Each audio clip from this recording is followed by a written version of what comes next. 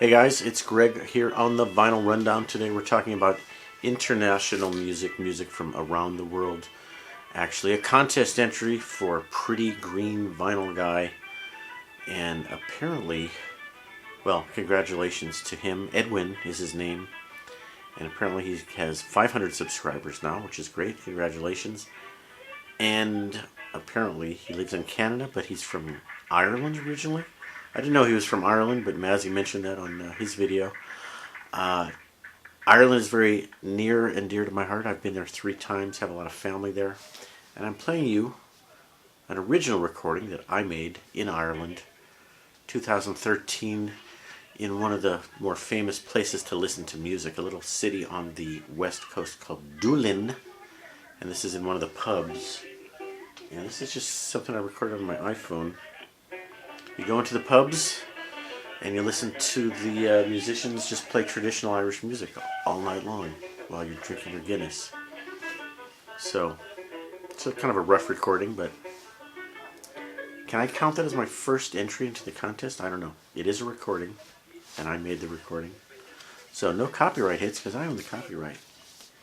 Okay, international music. At first I thought this contest was about world music, which is not exactly the same as international music. World music implies that it's sort of native and folk and indigenous, but there's a lot of records from all over the world that are just commercial recordings. So I got a combination of all of the above.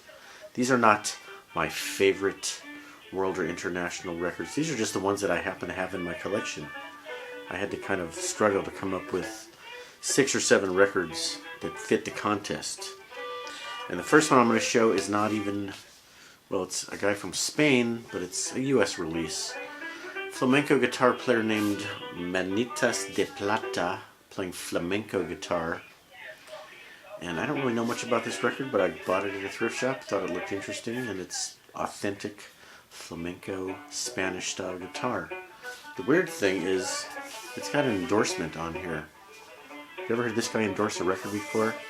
A great and savage artist, according to John Steinbeck, the author, Cannery Row from California. Grapes of Wrath, is that him? What's he doing?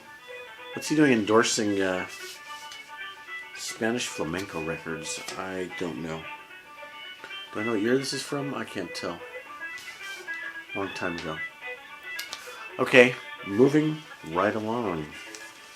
Now we're going to go real international.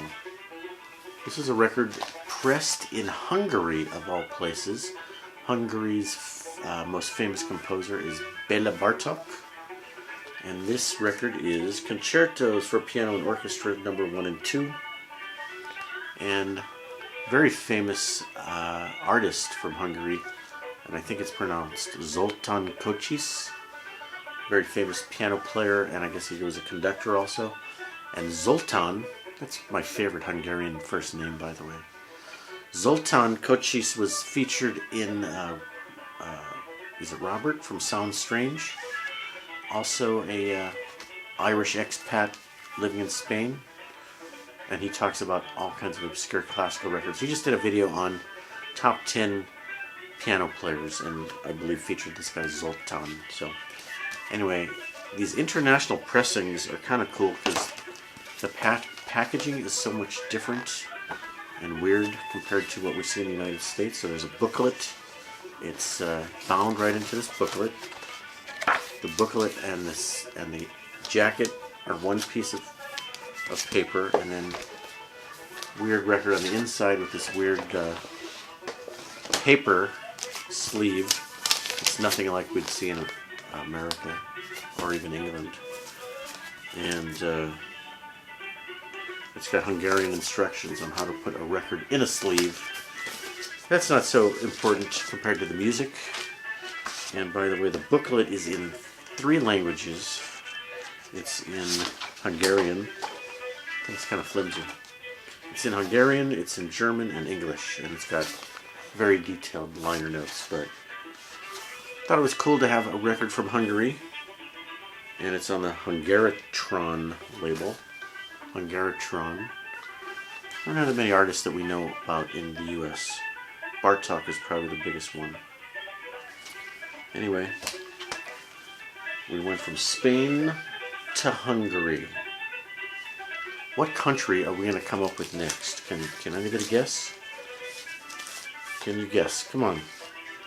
Venture a guess. How about a country that's been in the news a lot lately? Venezuela.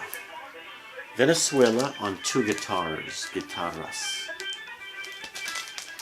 Venezuela on dos guitarras, I should say. And this is a record pressed in Venezuela in Caracas, produced and distributed on Fonograma. Name of the label down there, pretty obscure. And it's got a bunch of Venezuelan guitar songs on it. Let's see what the label looks like. Do we dare check it out? Interesting label on here. Fonograma, Venezuela. Got this in a thrift shop. What I was going to say about thrift shops is, I get a lot of my records from thrift shops, and oftentimes you get an entire collection of someone coming in all at once. Oh, that's a nice sleeve. So, for example, today there was a collection from Greece, like somebody's grandmother who immigrated from Greece 40, 50 years ago, brought all her records with her, died, and now the Goodwill has 20 records, authentic Greek records. And I was looking at those thinking, I should buy one to have a Greek record in my collection, but which one do I get? I don't know. Now they're charging $2 for records at the Goodwill, so that's a bit much to take a chance. But regularly I see a collection and you can tell, okay, that's somebody from, name a country, from Mexico, from, I can't think of any countries. There was a whole French collection in CDs at the Goodwill the other day. So it's cool to see those collections that are sort of international. And some of these are records I bought in instances like that, like this Venezuela and the Hungary. Okay, now I'm going to show you a record from one of the biggest record companies in the world.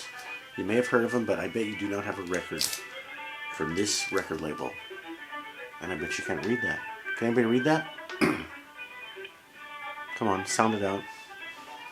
That's the letter D in Russian, so that's D, Dmitri Shostakovich. That's a picture of one of my favorite composers, Dmitri Shostakovich. And this is an authentic release from the Melodia label. And Melodia is the official government-owned, Communist Party-controlled state record label of the Soviet Union for decades and decades. So they had a monopoly on the release of records in the Soviet Union. All the top artists, especially classical ones, all the top orchestras. And they put out something like 200 million discs a year because they controlled the entire industry for the entire country. So, all in Russian. Loved Shostakovich, so I thought it would be cool to have one of his records in the original Russian. Not a very good pressing, very poppy, clicky pressing. I assume the quality of the vinyl to get over there is not as good as in the U.S. This is, oh, there's text here, really hard to read. I don't know if you can see that text. And not that I can read it, but yeah, it's completely in Russian. Okay, number 10. This is Shostakovich's 10th symphony, and I probably have 3 or 4 recordings of this, but this is a famous guy. Kirill Kondrashov, I think is his name, something like that. Famous conductor, Kirill Kondrashov. Anyway, what else was I going to say about the Soviets? Can we see what it looks like? Can you see how weird the packaging and the pressing is? Very super thin, flimsy packaging, sleeve, and yeah, kind of cool. Melodia. I tried learning the Cyrillic alphabet. I didn't get very far, but I know that that's a D. Dmitri. Okay. Oh, yeah. Melodia's records are distributed in the U.S. occasionally by Angel EMI, so you will see their records. Not the pressings, but the music is licensed in the U.S. So you'll see them. You'll see a lot of that Russian stuff on Angel Records sometimes. Okay. Pick another country. How about France? This is a very authentic French, and I've showed this before. This is a French movie soundtrack, released all in French for the French market. And since I don't read French, what does it say? Un homme and une femme, a man and a woman. I guess that's the name of the. I guess that's the name of the movie. Something about a man and a woman. Something about an international film festival. Cannes Film Festival. Looks like a cool movie. I forgot what it's about. A film by Claude Lelouch, who I guess is a famous French director. Music by Francis Lay. It's all in French, guys. Give me a break here. There's a cute sticker that was bought at a French shop in New York. Librairie de France at the Le Maison Francois and Rockefeller Center on Fifth Avenue. It's old, it's cool, it's French. I guess it's film noir. Oh, maybe it's a movie about a racing guy. I don't know. It's French. Now I got another country. I picked this up at a thrift store recently. Klaus Schulze. And this is all synthesizer music from Germany. Klaus Schulze is one of the original members of Tangerine Dream. I just showed this record a couple weeks ago when I got it at the Goodwill for $1. But it is released and made in Hamburg, West Germany. Some Velvet Phasing. Does that sound like Some Velvet Morning? And electronic synth weirdness from Germany. Okay, who's your favorite German artist, guys? The absolute best, most famous, most wonderful artist from Germany. Everybody loves him. You can't live without him. Who doesn't like Heino? Heino is the most popular folk singer in Germany, probably for decades. His style of music is called Schlager. That's like, you know, kind of like this, drinking at a bar with a big beer, and you're just all your mates are singing half drunk in a bar. Schlager music, old folk songs. I can't read any of this because it's in German.